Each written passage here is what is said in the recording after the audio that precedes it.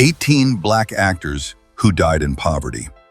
What if I told you that some of the biggest black stars in history, Oscar winners, music legends, Hollywood pioneers, died with empty bank accounts?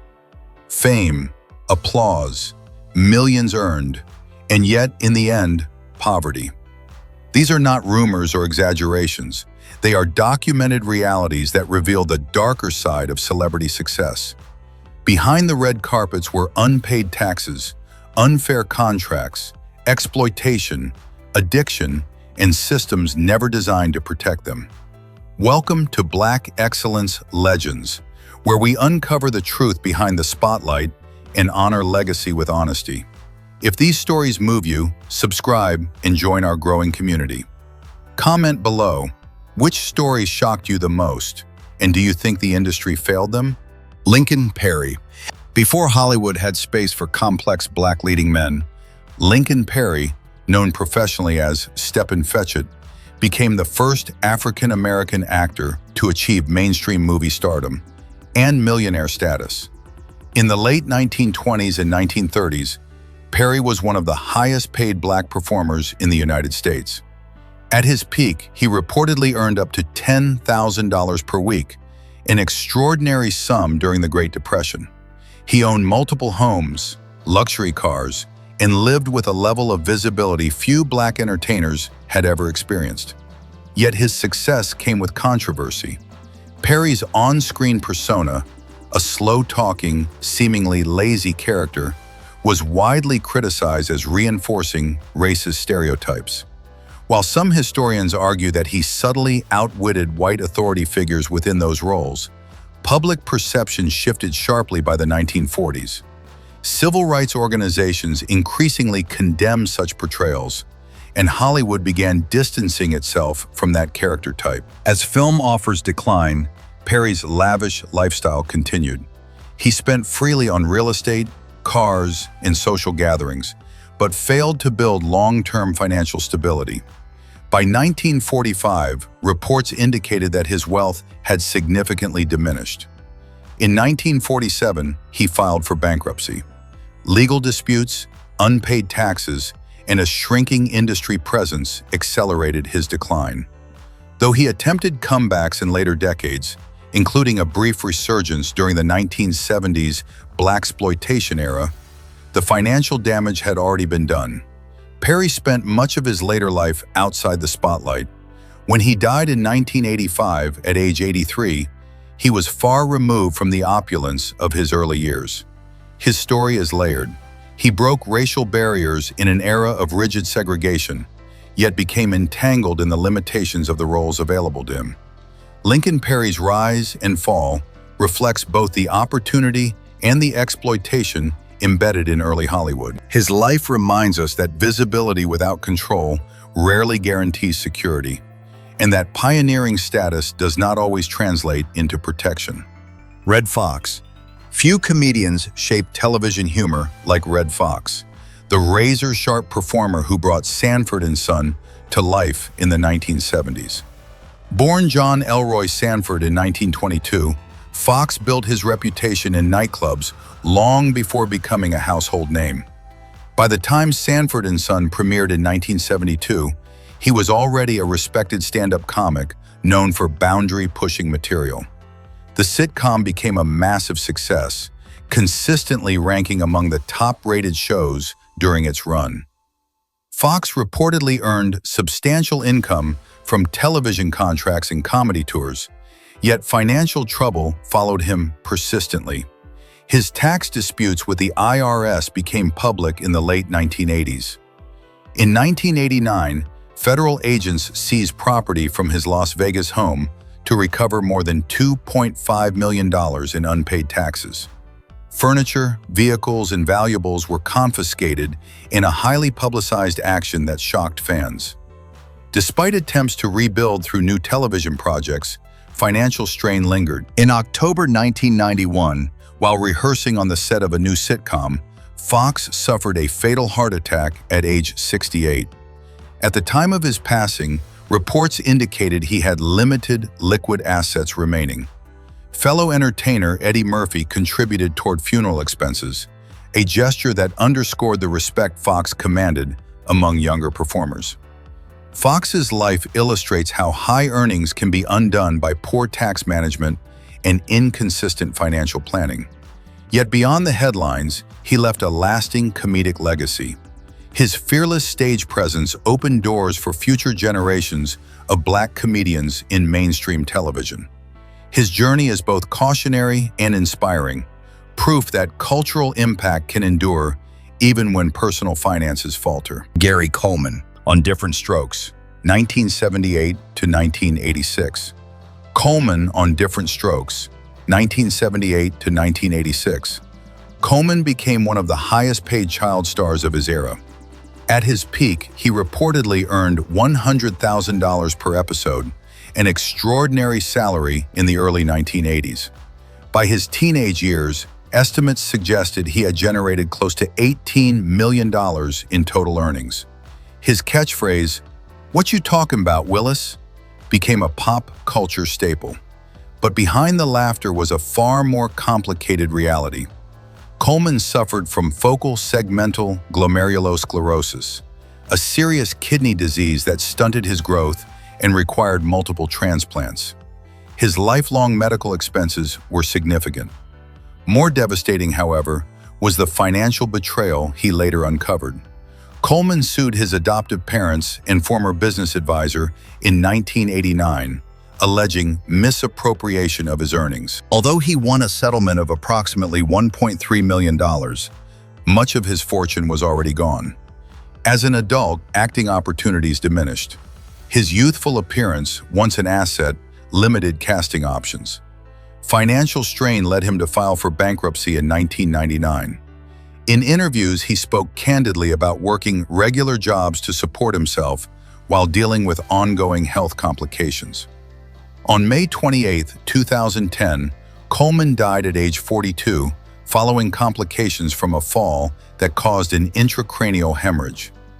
At the time of his death, reports indicated he had limited assets and outstanding debts. Gary Coleman's story remains one of Hollywood's most sobering examples of child stardom gone wrong. His experience contributed to stronger awareness around financial protections for young performers.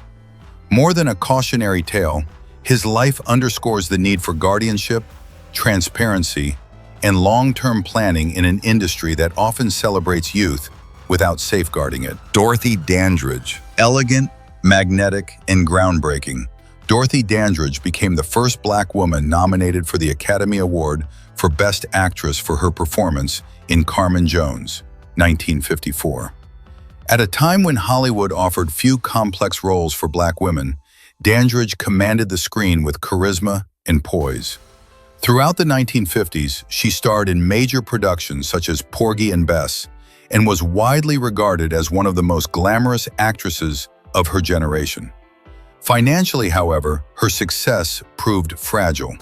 Despite earning substantial income during her peak years, Dandridge faced significant challenges managing her career. Court records and biographies document that she was swindled out of approximately $150,000 by a trusted manager, a large sum at the time. Compounding her troubles were tax liabilities reported at over $100,000, along with losses from unsuccessful business investments. As film roles declined in the early 1960s, her income decreased sharply while debts mounted. In 1963, she filed for bankruptcy. She lost her home and struggled to provide care for her daughter, who had special needs. The emotional toll was immense, and friends later described her as overwhelmed by financial and personal pressures. Dorothy Dandridge died on September 8, 1965, at age 42. Though initial reports were ambiguous, official findings later cited an accidental overdose of antidepressant medication. Her legacy is profound.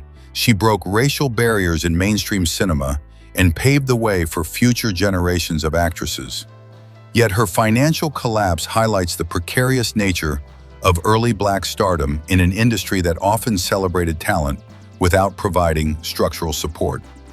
Dandridge's life reminds us that achievement and vulnerability can coexist, and that true progress requires protecting those who make history. Sammy Davis Jr. Few entertainers embodied versatility like Sammy Davis Jr.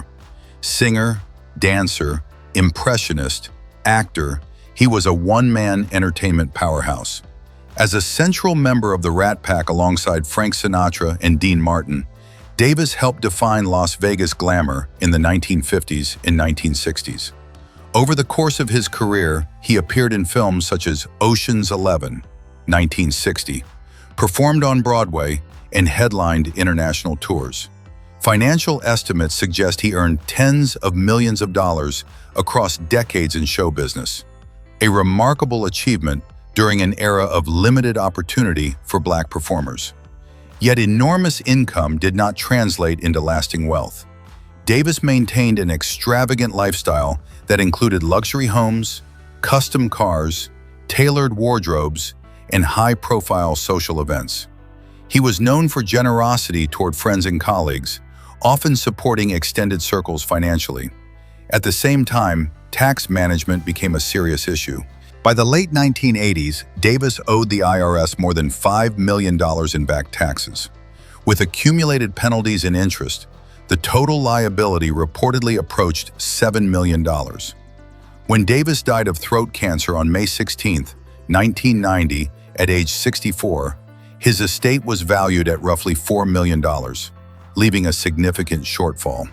To help settle outstanding obligations, family members auctioned personal belongings, including jewelry and memorabilia. Industry peers, including Quincy Jones, organized benefit events to assist in addressing the remaining financial burden. Sammy Davis Jr.'s life represents both triumph and caution. He broke racial barriers in mainstream entertainment and commanded global stages, yet financial planning did not keep pace with earnings. His story serves as a reminder that talent and opportunity must be matched with stewardship. Legacy is measured not only in applause, but in sustainability. Ethel Waters. Before many Black performers found space in Hollywood or on Broadway, Ethel Waters had already paved the way. Born in 1896, she rose from humble beginnings to become one of the most influential entertainers of the early 20th century. Waters achieved success in vaudeville, recorded blues and jazz hits in the 1920s, and later transitioned into film and stage work. In 1949, she received an Academy Award nomination for Best Supporting Actress for her role in Pinky, becoming one of the first African-American performers recognized in that category. Throughout the 1930s and 1940s, Waters commanded significant earnings through concerts, recordings, and theatrical performances. However, financial management challenges followed her career. Generous by nature, she frequently assisted relatives and friends, often at her own expense. Meanwhile, tax liabilities accumulated over time. By the mid-1950s, reports indicated that the IRS had placed claims on her royalties due to unpaid taxes dating back more than a decade. As health complications emerged, including heart disease and kidney issues, medical expenses further strained her resources. In later years, Waters lived modestly, relying on support from acquaintances and benefactors. She passed away on September 1, 1977, at age 80. Ethel Waters' life illustrates both resilience and vulnerability. She opened doors in American entertainment during segregation, yet systemic inequities and financial pressures limited long-term security.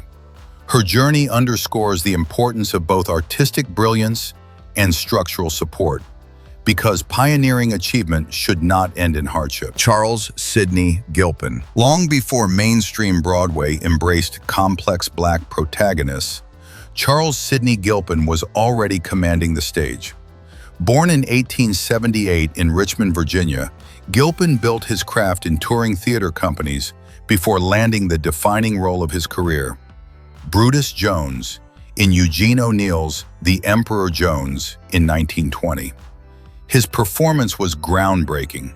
Critics praised his emotional intensity and commanding presence, and he became one of the first Black actors to achieve serious acclaim on Broadway for a dramatic leading role. Even President Warren G. Harding reportedly honored him for his contribution to American theater. At the height of his success, Gilpin was earning strong stage salaries for the era and seemed poised for sustained prominence. However, artistic integrity would become both his strength and his financial undoing.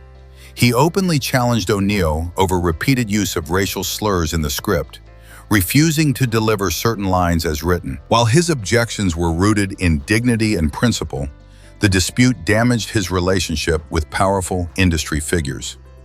Eventually, he was replaced in the role by Paul Robeson during a revival, a decision that altered the trajectory of his career. Following that rupture, opportunities diminished. The 1920s theater landscape offered limited, dignified roles for Black performers, and Gilpin resisted stereotypical parts. With work drying up, financial strain mounted. He reportedly took regular jobs, including operating elevators and training boxers, simply to make ends meet. Illness compounded his hardship. By the late 1920s, he suffered health complications that affected his voice, further restricting stage prospects. Charles Sidney Gilpin died in 1930 at age 52 from cancer, largely out of the public eye and with limited financial resources. For years, his grave went without proper recognition. Gilpin's story is both inspiring and sobering. He demanded respect in an era that rarely offered it, sacrificing career stability for self-respect. His legacy lives on as a reminder that progress often requires courage, even when the personal cost is high. Bill Robinson. Few performers in American history match the elegance and technical brilliance of Bill Bojangles Robinson. Born in 1878 in Richmond, Virginia, Robinson rose from vaudeville circuits to become the most famous tap dancer of his generation. By the 1930s, he was a global sensation, starring in films such as The Little Colonel, 1935, alongside Shirley Temple, and later appearing in Stormy Weather, 1943. His staircase dance routine became iconic, symbolizing a new level of visibility for Black entertainers in mainstream cinema. At his peak, Robinson earned substantial income through film contracts, live performances, and touring engagements. Historical estimates suggest he made millions over the course of his lengthy career, an extraordinary figure for a Black artist during segregation. He owned property and enjoyed public admiration, yet wealth did not accumulate long-term. Robinson was widely known for generosity. He frequently assisted fellow performers with rent and medical expenses, often without formal agreements for repayment. Additionally, he maintained a passion for gambling, placing bets on horse racing and other games of chance. While he experienced wins, losses steadily eroded savings. Financial planning structures that might have preserved his earnings were largely absent. As entertainment trends shifted in the 1940s, performance opportunities decreased. Robinson continued working but no longer commanded the same lucrative contracts. Without substantial reserves, his financial position weakened. When he died of heart failure in 1949 at age 71, he reportedly had limited funds remaining. Television host Ed Sullivan contributed toward funeral costs. Despite monetary hardship at life's end, Robinson's cultural impact was undeniable. Approximately 500,000 mourners lined Harlem streets during his funeral procession. His artistry influenced generations of dancers and helped integrate Black performers into broader American entertainment. Bill Robinson's life demonstrates that talent can change history, yet sustainability requires more than applause. His legacy remains embedded in every tap rhythm that followed, proof that artistic brilliance outlasts material wealth. Hattie McDaniel. When Hattie McDaniel walked onto the Academy Awards stage in 1940, she made history as the first African-American to win an Oscar for her role as Mammy in Gone with the Wind, 1939. It was a groundbreaking moment in an era defined by segregation. Despite being seated at a segregated table during the ceremony, McDaniel's victory symbolized both progress and the painful limitations of Hollywood at the time. Throughout the 1930s and 1940s, McDaniel worked steadily in film and radio, appearing in more than 300 productions. While she was among the highest-paid black actresses of her era, the roles offered to her were overwhelmingly limited to domestic workers. This typecasting restricted her negotiating power and long-term earning potential. Though she reportedly earned solid income for the period, systemic inequality prevented her from accessing the same financial opportunities as white counterparts. McDaniel was also known for generosity. She supported relatives, assisted friends in need, and invested in community causes. However, financial oversight proved difficult. By the early 1950s, tax issues emerged. When she died of breast cancer in 1952 at age 59, court records showed her estate was modest, valued at under $10,000, and carried outstanding debts exceeding that amount. As a result, personal assets were liquidated to settle obligations. Her Oscar statuette, once placed at Howard University for preservation, later went missing for decades before the Academy provided a replacement in 2023. The fact that her historic award was nearly lost mirrors how her contributions were undervalued during her lifetime. Hattie McDaniel's legacy transcends financial hardship. She opened doors that had been sealed shut, even while navigating criticism from multiple sides about the roles she portrayed. Her story reminds us that being first often means bearing burdens unseen, and that recognition without equity rarely guarantees security. Butterfly McQueen, best remembered for her portrayal of Prissy in Gone with the Wind, Butterfly McQueen became one of Hollywood's most recognizable supporting actresses of the late 1930s. Born Thelma McQueen in 1911 in Tampa, Florida, she adopted the nickname Butterfly due to her light, fluttering movements as a child. Her performance in the 1939 epic made her a familiar face to millions, yet it also boxed her into a narrow range of roles. Following her breakout appearance, McQueen found herself repeatedly cast in similar domestic characters. Unlike many performers who continued accepting such work for stability, she made a principled decision to step away from Hollywood rather than perpetuate portrayals she believed reinforced harmful stereotypes. While admirable, this choice significantly reduced her earning power during a time when alternative opportunities for black actresses were scarce. In the decades that followed, McQueen supported herself through various occupations outside entertainment, including working as a seamstress, department store clerk, and factory employee. She lived modestly, never married, and did not accumulate substantial savings. Though she returned occasionally to stage and screen, she never regained mainstream prominence. Butterfly McQueen spent her later years in Georgia, residing in a small home and living independently. In 1995, at age 84, she tragically died in a house fire caused by a kerosene heater accident. Reports indicate her estate was limited, reflecting a life lived simply rather than extravagantly. Her journey illustrates a different form of financial struggle, not one driven by reckless spending, but by restricted opportunity and personal conviction.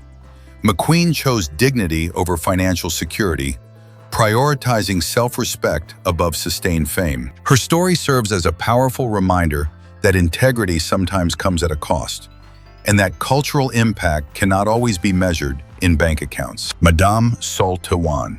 Long before Hollywood publicly celebrated diversity, Madame Sul-Te-Wan quietly made history. Born Nellie Crawford Conley in 1873 in Louisville, Kentucky, she became one of the first African-American actresses to sign a contract with a major film studio during the silent film era. Beginning her screen career in 1915, most notably appearing in The Birth of a Nation, she worked in the industry for over 4 decades. Sul-Te-Wan's resume included more than 100 film appearances. However, her roles were typically uncredited and confined to background or domestic characters. The racial barriers of early 20th century Hollywood limited both visibility and financial reward. While white performers of the era built wealth and long-term security, Sul-Te-Wan's compensation reflected the inequities embedded in the system. She was often cast as maids, servants, or nameless townspeople, essential to scenes, yet rarely acknowledged in promotional materials. Despite steady employment, her income never matched the magnitude of the industry she helped build. Unlike many modern stars who benefit from royalties and residuals, performers in her era had no such protections. Once filming ended, so did the paycheck.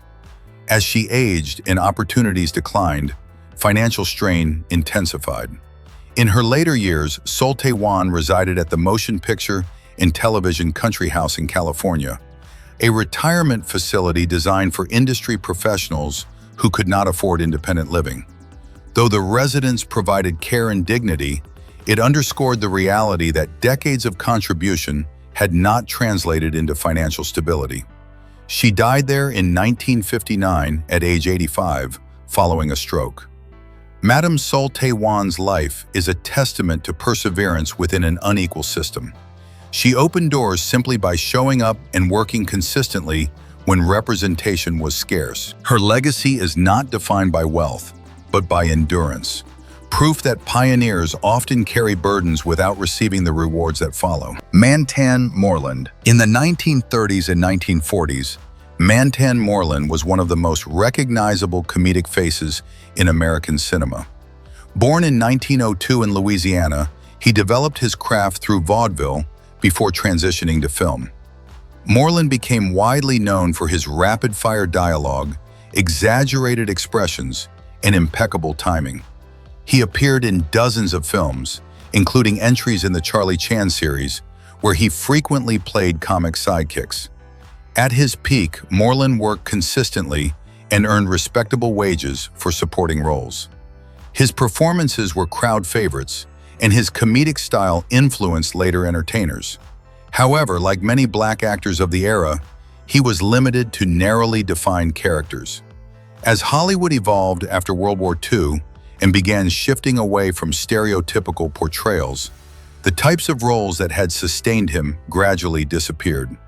With fewer acting opportunities available, income declined. Unlike leading stars who accumulated long-term contracts or significant assets, Moreland's earnings were largely tied to ongoing bookings. When work slowed, so did financial stability. Health issues compounded his difficulties. In the early 1960s, he suffered a serious stroke, resulting in mounting medical expenses and reduced capacity to perform.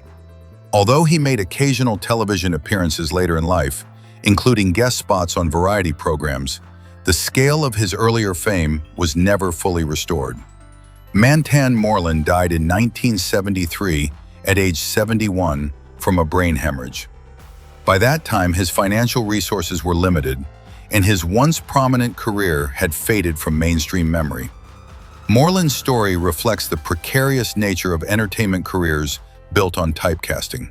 He brought laughter to millions, yet the structural constraints of the industry restricted his longevity. His legacy lives in the rhythm of his comedic timing, a reminder that even those who make audiences smile often navigate unseen struggles behind the curtain. Mae McKinney. Before Hollywood made space for fully developed black leading ladies, Mae McKinney briefly shattered expectations. Born in 1912 in South Carolina and raised in New York, she rose to prominence with her electrifying performance in King Vidor's 1929 film, Hallelujah.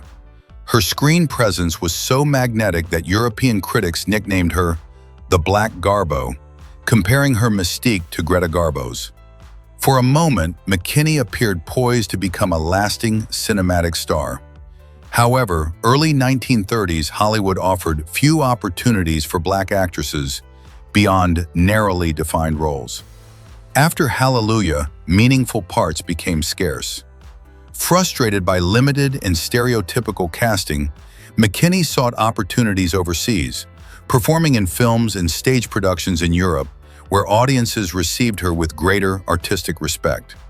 While these ventures expanded her resume, they did not provide the consistent financial security Hollywood fame might have delivered. By the 1940s and 1950s, her career momentum had faded. Without long-term contracts, residuals, or substantial investment structures, income became irregular. Attempts to re-establish herself in American film yielded minimal success as industry tastes shifted and new faces emerged. Personal challenges in the absence of stable financial planning compounded her difficulties. In her later years, McKinney lived quietly in New York City. Reports indicate she resided in modest accommodations, far removed from the glamour once associated with her name. She died in 1967 at age 54.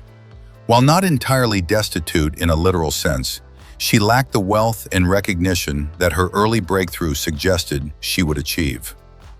Nina Mae McKinney's story underscores the fragile nature of early fame within a segregated system. She possessed undeniable talent and international appeal, yet structural barriers curtailed long-term prosperity. Her life reflects both artistic brilliance and the vulnerability faced by pioneers navigating an industry unprepared to sustain them. Whitney Houston. Few voices in modern history match the power and clarity of Whitney Houston. Born in 1963 in Newark, New Jersey, she became one of the best-selling music artists of all time, with global sales exceeding 200 million records. While primarily celebrated as a singer, Houston also achieved major success in film, starring in The Bodyguard, 1992, which grossed over $400 million worldwide, as well as Waiting to Exhale and The Preacher's Wife. Her financial achievements were equally remarkable. In 2001, she signed a record contract reportedly valued at approximately $100 million, one of the largest deals of its time. At her peak, Houston owned multiple properties and maintained a lifestyle consistent with global superstardom. However, personal struggles, particularly with substance dependency, disrupted both her career momentum and financial stability. Extended periods of reduced touring and recording income coincided with continued high expenditures. Industry reports in the 2000s indicated mounting debts and advances against future royalties. When Houston died on February 11, 2012, at age 48, financial disclosures suggested significant liabilities, with estimates ranging into the tens of millions of dollars.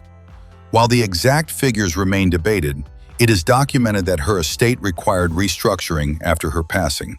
Subsequent posthumous releases, licensing agreements, and catalog sales eventually restored financial health to her estate, benefiting her heirs. Whitney Houston's journey reflects extraordinary achievement intertwined with vulnerability. She generated immense wealth through talent and dedication, yet personal and financial challenges eroded stability in her later years. Her legacy endures not only through record-breaking sales, but through the emotional resonance of her music. Her life reminds us that artistic greatness does not shield anyone from hardship, and that long-term security requires both opportunity and support. Michael Jackson. Few entertainers in modern history achieved the global dominance of Michael Jackson. Known as the King of Pop, Jackson was not only a musical innovator, but also an actor and cinematic visionary. He starred in The Wiz, 1978, and revolutionized the music video format with productions like Thriller, 1983, which became the best-selling album of all time, with estimated worldwide sales exceeding 70 million copies. Across his lifetime, Jackson generated hundreds of millions of dollars in revenue from album sales, tours, merchandising, and publishing rights. Yet immense earnings did not guarantee financial stability. Jackson maintained an extraordinarily expensive lifestyle. He purchased the 2,700-acre Neverland Ranch in 1988 for approximately $17 million, later investing millions more in renovations and attractions. He collected fine art, luxury vehicles, and rare memorabilia, while also funding extensive staff and security operations. Legal battles throughout the 1990s and early 2000s resulted in costly settlements and mounting legal fees. Additionally, he relied heavily on loans, using his valuable music catalog holdings as collateral. By the time of his death in June 2009 at age 50, Public court filings indicated that Jackson's debt load may have exceeded $400 to $500 million, though he also held significant assets, including partial ownership in the Sony/ATV publishing catalog. His estate initially faced serious financial restructuring. However, through strategic management, posthumous album sales, licensing agreements, and a landmark sale of publishing rights, the estate became highly profitable in subsequent years. Michael Jackson's story illustrates the complexity of celebrity wealth. Enormous income streams can coexist with extraordinary liabilities when spending, borrowing, and legal obligations escalate. His artistic legacy remains unparalleled, yet his financial narrative underscores a timeless truth. Revenue alone does not secure permanence without disciplined stewardship. Billie Holiday. Billie Holiday, born Eleanor Fagan in 1915, transformed American music with a voice that carried both vulnerability and defiance. Though primarily remembered as a jazz legend, she also appeared in the 1947 film New Orleans, further broadening her artistic footprint. Songs like Strange Fruit and God Bless the Child cemented her as one of the most influential vocalists of the 20th century. During the 1930s and 1940s, Holiday earned significant sums from recordings, nightclub engagements, and national tours. However, the music industry at the time offered limited contractual protection to Black artists. Royalty arrangements often favored record labels over performers. In addition, Holiday faced repeated legal troubles tied to substance dependency, resulting in fines, court costs, and incarceration. These circumstances interrupted her touring ability, reducing income while expenses remained constant. Financial exploitation also played a role. Biographers have documented instances of mismanagement and unfair contractual terms that left her with less compensation than her popularity suggested. By the late 1950s, her health had deteriorated significantly due to liver disease and heart complications. When Billie Holiday died in July 1959 at age 44, hospital records revealed that she had approximately 70 cents in her bank account, along with a small amount of cash on hand. Despite decades of cultural influence, her estate held virtually no financial reserves. Friends and associates assisted with funeral arrangements. Holiday's life reflects the intersection of brilliance and systemic inequity. She reshaped American music while navigating exploitation and personal hardship. Her story serves as a reminder that talent alone cannot overcome structural disadvantage. Even so, her recordings endure, proof that artistic power can outlast financial ruin. Marvin Gaye. Few voices defined an era like Marvin Gaye.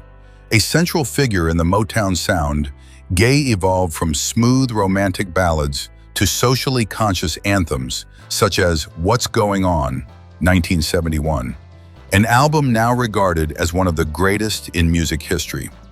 Though primarily a recording artist, he also appeared in film, including Chrome and Hot Leather, 1971, and was exploring broader entertainment opportunities during the later stages of his career. Throughout the 1960s and 1970s, Gaye earned millions from record sales, touring, and songwriting royalties. However, financial strain developed alongside personal turmoil. A highly publicized divorce from Anna Gordy in the late 1970s resulted in a settlement reportedly structured around royalty payments, placing additional pressure on his income. At the same time, tax liabilities accumulated. By the early 1980s, reports indicated Gaye owed the IRS approximately $1 million in unpaid taxes, with additional debts pushing his total obligations to nearly $2 million. To escape creditors and reset financially, he relocated to Europe for several years. Despite a creative resurgence with Sexual Healing, 1982, financial stability remained elusive. On April 1, 1984, at age 44, Gaye was tragically shot and killed by his father during a domestic dispute. At the time of his death, he carried substantial, outstanding debt. It was only through the enduring strength of his music catalog that his estate eventually regained financial footing. Marvin Gaye's life reveals how artistic genius can coexist with financial vulnerability. His music generated profound cultural wealth, yet personal and fiscal challenges overshadowed his final years. His legacy endures not because of his balance sheet, but because of the emotional honesty embedded in every note he sang. Florence Ballard. As a founding member of the Supremes, Florence Ballard helped launch one of the most successful girl groups in music history. During the early 1960s, the trio, later known as Diana Ross and the Supremes, delivered chart-topping hits such as Where Did Our Love Go and Baby Love. Ballard's powerful alto voice contributed significantly to the group's early sound, and the success brought national fame and substantial touring revenue. Yet internal dynamics within the group shifted. In 1967, amid reported management conflicts and personal struggles, Ballard was removed from the Supremes. While legal settlements provided some compensation, the loss of consistent recording and touring income proved devastating. Attempts to launch a solo career faced obstacles, including limited promotion and label disputes. Without sustained commercial success, earnings declined rapidly. Ballard also battled depression and alcohol dependency, further complicating professional recovery. By the mid-1970s, financial hardship had intensified. Public records and interviews from the period indicate she relied on public assistance to support herself and her 3 daughters. The transition from international stages to economic instability was stark and painful. On February 22, 1976, Florence Ballard died of cardiac arrest at age 32. At the time of her passing, her financial resources were extremely limited. Later retrospectives have recognized her foundational role in the Supreme's success, but during her final years, she lived far removed from the spotlight she once commanded. Ballard's story highlights the precarious nature of group success when individual protections are weak. She helped build a musical legacy that generated millions, yet lacked the contractual leverage to secure her own future. Her life stands as a powerful reminder that fame within a collective does not always translate into personal security, and that structural safeguards matter as much as talent. These stories are bigger than money. They force us to confront uncomfortable truths about exploitation, financial literacy, and systemic inequality. How could pioneers who generated millions for industries worth billions die in debt? Was it personal mismanagement, unfair contracts, racial barriers, or all of the above? At Black Excellence Legends, we believe remembering these icons means learning from their journeys, not judging them. Their talent built cultural foundations that still generate profit today. The question is, who truly benefited? Now we turn it to you. Do you think Hollywood and the music industry protect Black artists enough?